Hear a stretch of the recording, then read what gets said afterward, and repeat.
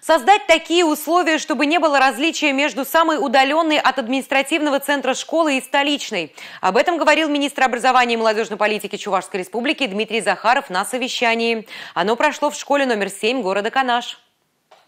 Где будут учиться школьники во время ремонта? Как организуют их перевозку и питание? Главные темы совещания. Капитальный ремонт в 2023 году проведут в нескольких школах. Это 7 районных школ и одна городская школа Канаша.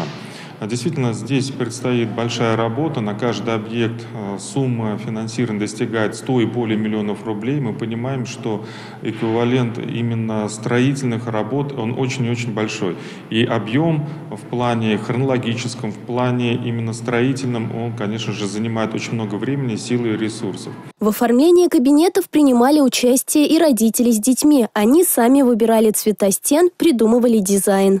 Практически ремонт был полный.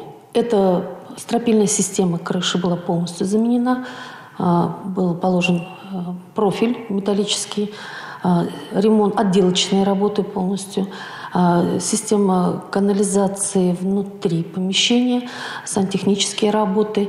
В такой школе не только учиться, но и учить одно удовольствие. Условия для работы изменились кардинально. Даже когда вы заходишь в школу, она такая чистая, она такая просторная. Такое ощущение, что это не наши стены. А когда поднимаешься в свои классы, свои кабинеты, там уже стоишь, танцуешь, вот хочется на самом деле вести уроки. Особенно в своем кабинете. Настолько все оборудовано, настолько они сделали все по нашему желанию. Вообще в 2022 году отремонтировали 12 школ по федеральной программе. Дмитрий Захаров рассказал, что Министерство просвещения отметило эффективную и своевременную работу в данном русле и поставило Чувашию среди субъектов России в пример того, как нужно проводить капитальный ремонт. Сейчас проводится капитальный ремонт в 18 школах. Это школы с двухлетним циклом.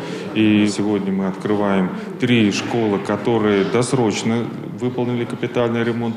Несмотря на то, что срок контракта истекает 31 марта следующего 2023 года, а подрядчики уже заканчивают 31 декабря 2022 года. В следующем году планируют провести капитальный ремонт еще в 22 школах. Милена Алексеева, Святослав Петров, Республика.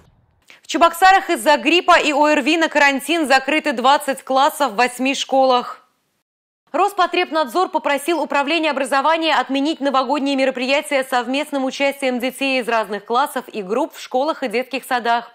Досрочных каникул, как и в других регионах, не планируется. При этом заболеваемость ОРВИ в Чувашии впервые снизилась с начала ноября.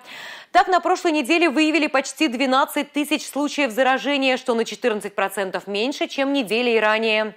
Больше всего заболевших в Чебоксарах, Шумерле, Канаше и Цивильском районе.